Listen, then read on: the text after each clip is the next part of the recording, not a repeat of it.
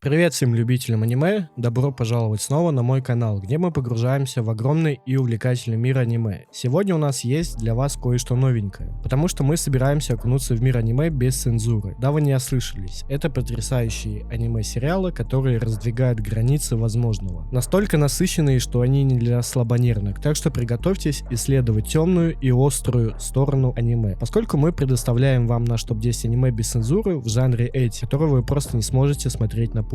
Аниме разворачивается на острове Русалочка, где основную роль играют девушки, являющиеся носительницами странного так называемого оружейного вируса. А такие девушки подразделяются на два класса в зависимости от своих способностей. Экстары, трансформирующие в оружие при сексуальном возбуждении, и либераторы, которые способны использовать оружейную форму эстаторов. Трансформация производится посредством процесса, известного как драйв, в котором могут быть задействованы только подходящие друг другу либератор и экстар. На девятом месте адепт Святого Знака. Сюжет разворачивается в параллельном мире, где центральным событием является конфликт между неверующими и православными сторонами, которые борются за древнюю икону, исчезнувшуюся из святой Михайловской церкви и школы. Икона царицы Богоматери обладает особой силой, способной пролить свет на тайны нашего мироздания. Однако в этом мире ничто не так просто, а скорее парадоксально. В этой войне принимают участие алхимики, обладающие способностью управлять всеми элементами, а также русский парень Александр Хелл, который, хотя выглядит грубоватым и немного неотесанным, но на самом деле является мастером магии. Он обладает даром управлять человеческой волей, но для активации этой способности ему необходимо периодически употреблять особый целительный напиток, похожий на женское молоко, которое появляется у школьниц. На восьмом месте аниме «Искусственный отбор». Больница Матидзуки может похвастаться одним из самых хорошо подготовленных медсестер в городе. И хотя эти женщины тратят значительную часть своего дня на борьбу с болезнями, свободное время от работы они сражаются с совершенно другими заболеваниями. Под руководством председателя больницы несколько сотрудников и местных подростков образуют группу наемных убийц на рак общества и уничтожают его, не позволяя беззаконию распространяться. На седьмом месте, говорю же, у меня не встает. Главный герой Рисюка Кага очень любит симпатичных девушек. Так уж получается, что все свои мысли при виде школьниц-красавиц он произносит вслух, из-за чего в школе его считают извращенцем. Однажды во время дождя он встретил незнакомку с красными волосами и пригласил к себе домой, чтобы она могла высохнуть. Но девушка оказалась шинигами. В данном сериале шинигами питаются чужой энергией. Она заключила с Рисюкой временный контракт, пока не найдет того единственного, с кем сможет заключить истинный контракт. А девушке наш герой также узнает, что ей осталось жить не более 3 месяцев. На шестом месте гарем рабов в лабиринте другого мира.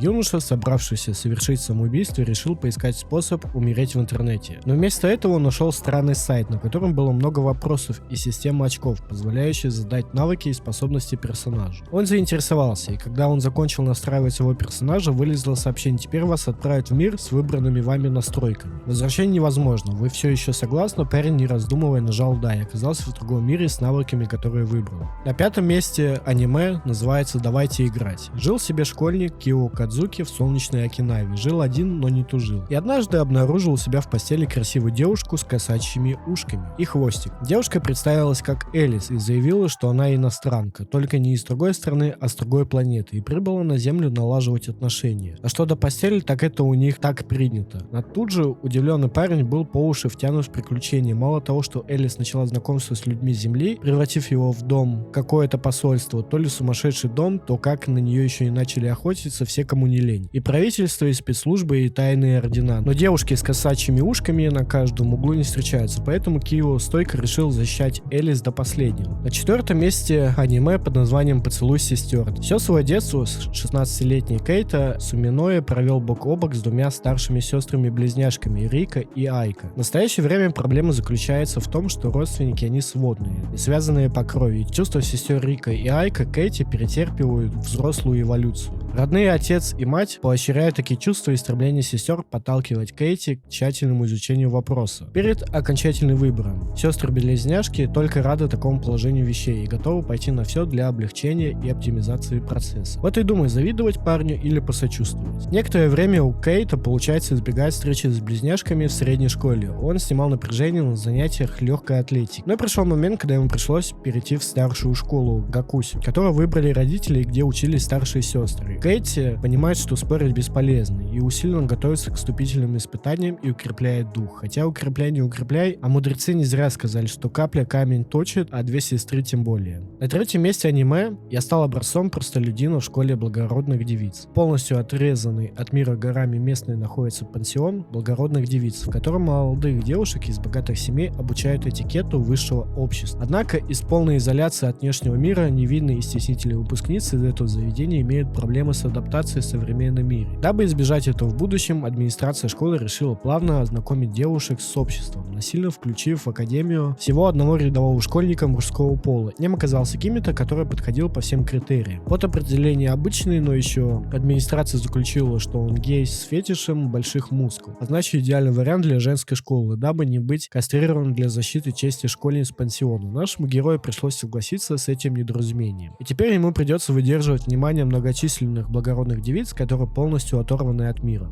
На втором месте удар крови. Демоны и люди заключили мирный договор в сторону демонов, предоставляя 3 высших князя вампиров. Но мало кто знает, что есть и 4-й князь, самый сильный вампир в истории. Еще меньше знает, что она придала свою силу и дух обычному школьнику Кодзе Акацуки. И хоть парень не пытается вести обыденную жизнь в лице людей, он представляет собой угрозу мирового масштаба. Наш герой учится в городе Итагами, который специально был создан для совместного проживания демонов и людей. И также решить проблему по имени Кёдзе по закону жанра. Разумеется, окружить парня прекрасными боевыми девушками, а именно учительница Нацуки, отличный боевой маг, школьница Юкину, которую послало правительство, вооружена волшебным копьем. 15-летняя Юкино просто старается всегда быть рядом с парнем, иногда перегибая палку. Что же теперь делать новоиспеченному вампиру, окруженному таким большим количеством красавиц? На первом месте школа-тюрьма. Частная академия Хатамицу в Токио самая строгая женская школа в Японии. Только контингент местных, не капелла ангелов, на которых смотрит Дева Мария, а скорее клубок змей, где официальному школьному совету с президентом Кейт активно противостоит подковерная конклав во главе с директором